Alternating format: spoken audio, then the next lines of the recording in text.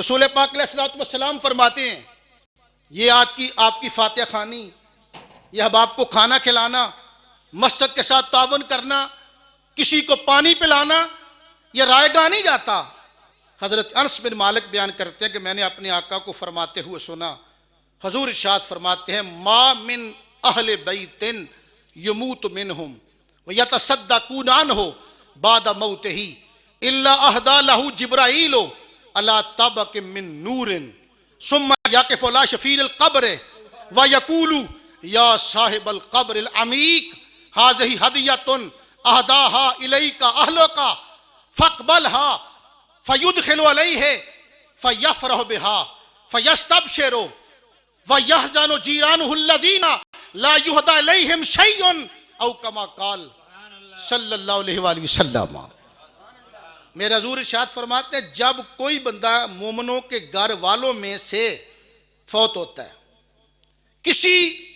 अहले ईमान घराने में से कोई बंदा एक जब फौत होता है, तो मेरे आका फरमाते हैं कि उसके घर वाले उसकी तरफ से सदका करते हैं, सदका करते हैं उसके घर वाले उसकी तरफ से। तो जिब्रील अमीन क्या करते हैं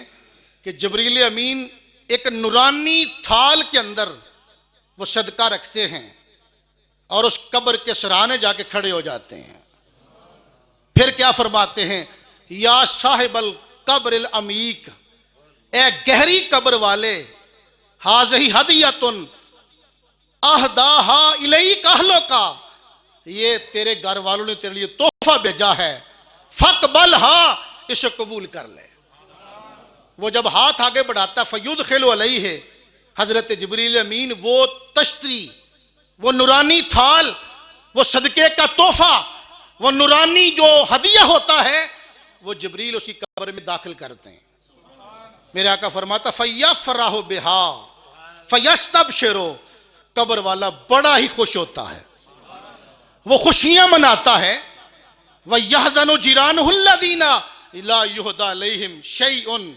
हजूर फरमाते उसके जो हमसाए होते हैं कब्रिस्तान में, दीगर कब्रों वाले, वो परेशान हो जाते हैं, वो गमज़दा हो जाते हैं और वो हसरत करते हैं कि काश कोई हमारा भी